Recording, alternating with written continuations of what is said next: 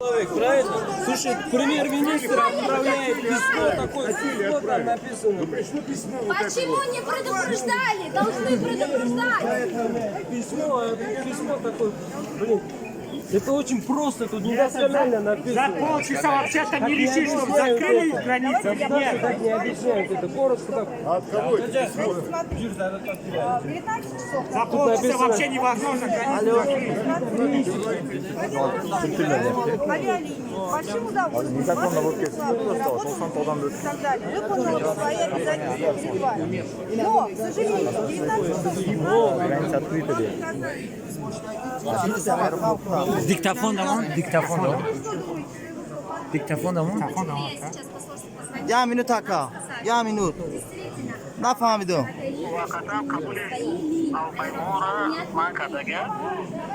Охайс паридан нами сари мо ютуб شما شهروند تاجیکستان در یوتیوب گفته سه که تاجیکستان شهرونداش قبول میکنه چه که با تمام چیزا قطع کردیا تایور ای самолет ай самолет تیار ای просто ауҷа Тайорем 200-300 додам дар ҷа истодагӣ. اینجا 200 300 آدم همه ما شهروند мусулмонам تاجیکستانی ку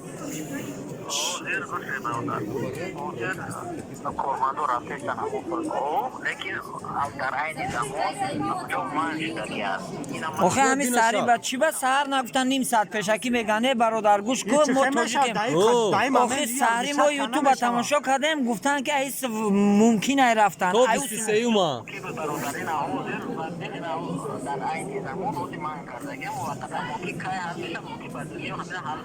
баъди чанд қа? баи билето чӣ мешавад билетои мардум билети мардум чӣ мешавад 30,000 да гирифтагӣ одамо дар ҷа чӣ кор мекунанд? На хона доранд, на хӯрока доранд.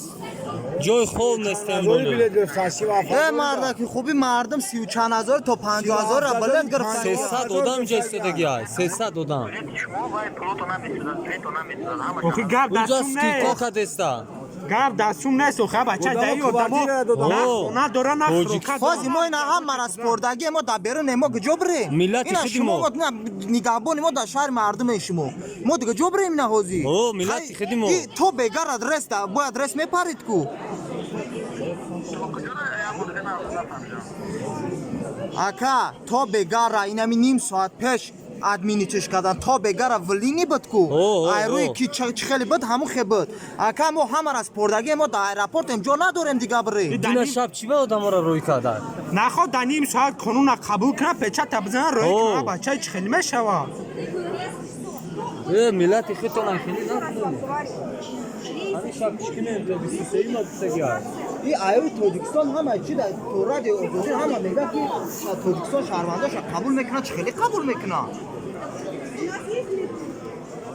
الو Какие проблемы? Мы же имеем право yok yago kasabı bürünüce mardum ama daha caiz istoda tıktıca zanak varna ki darkor şans apsa şey pardon ama hiçbir şey гудагдора иҷа Уральская авиалиния, какой-то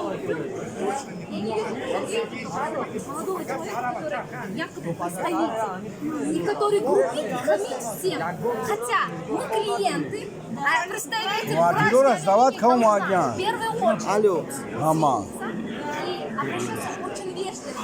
Таким образом, чтобы всем понятно было. Мы такого не услышали. Почему? Мы деньги оплатили, рейс отменили, еще этот человек уходит и за отношения. Вы дурак, вы что, вы кто? Все Aka снято. ijama xitafandim ijama میگه که تاجیکستان چیروی کده شهرونداش قبول نمیکنه اینجا پریساتیم چه اینمی گفته سای که تاجیکستان شهرونداش قبول نمیکنه بزار شده اگر شهرونداش گفته سای خب اینمیجم خیلی گپ زده سیان که میگه تاجیکستان تون زنگ بزنن میگه پاسال زد تاجیکستان تون زنگ بزنن میگه ما готовы мега рейс да. خای بیاین تلفن هم تنت همین پریساتی بود تلخاتی خودت گپ زاخی کوچی میگه آخی بتش تلفن چه خیلی بوره اونا داته вот эти мне только что говорит कि Таджикистан не принимает своих людей بتش هم مردا کای. Давайте, я больше везде. Кто хочет уходить, пускай уходит молча. Почему я спрашиваю? Молча спрашивайте. И идите подальше. вопрос. У нас есть где посидеть, Вообще, по-хорошему, уральские авиалинии, если они задержали рейс. они не задержали, мы его отменили, не получали, Нам посольство сказали, что уральские авиалинии отменили рейс. Почему Аэрофлот не отменяет, а уральские отменяют?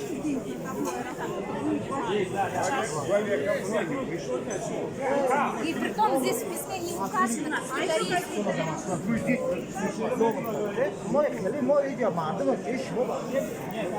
ака дар ним соат нахо қонуна қабул кунад печача бизанан бо пеш айрес хайреса қавроӣ мекардай пага сар мекард شو امروز بلد فروخت амура бите гапзанам ҳа бутеш бигу ки чихе охи шаҳрванд ина ма па аму чихати гап да разговаривам посольство сможете не бигӯ диктофон гапзана посольство ина представителя рависет практик алло Я не буду трубку брать к себе в лицо. вы можете сами позвонить Зачем мне звонить? Я не буду никому звонить. ина представители мега ки то полни ход тоҷико хто қабул шуно мекунад плюс санам хар тоҷика да азоб мемонанд тамом Россиянам хоть что-то будет делать. что самое, не могли больше суток быть. Есть своя страна, который будет первый Нет, идем. Вот по кнопке. Я возьму больничный, меня оплатит больничный, и больница посмотрит, и бесплатно уколы сделают, все сделают. А если гражданин Кыргызии сейчас заболеет, не дай бог, даже просто не коронавирус, а просто грипп, больница у всех сейчас, естественно, паника, изолируют, нет денег, куда они пойдут? Мало того, что не улетели, нет работы, нет денег, еще заболели. Поэтому мы никуда не как патриот очень вас поддерживаю, в данной ситуации. Я не как патриот, мне жалко вот этих сотни людей. Я не могу смотреть на этих людей. Понятно. Вопрос только, знаешь, давайте я вам по-нормальному скажу. Чем это сейчас? Вы ждете что? Вы всегда представили посольство? Вы в это верите? Мы до конца будем ждать и никуда не уйдем. Вон в этом Домодедово 2 дня граждане Узбекистана из самолета даже не выходят и ждут. Ну что, мы не можем что сделать? Никуда не уходить, вот умирайте. Мы будем ждать.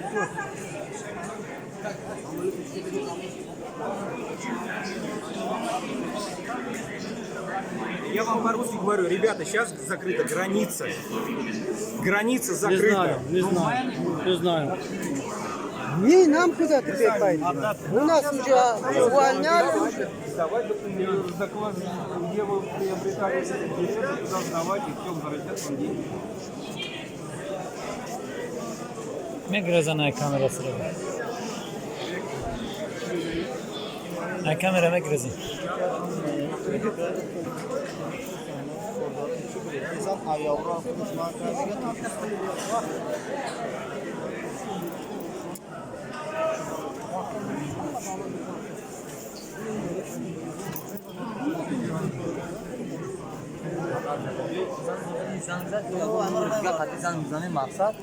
я номер хочу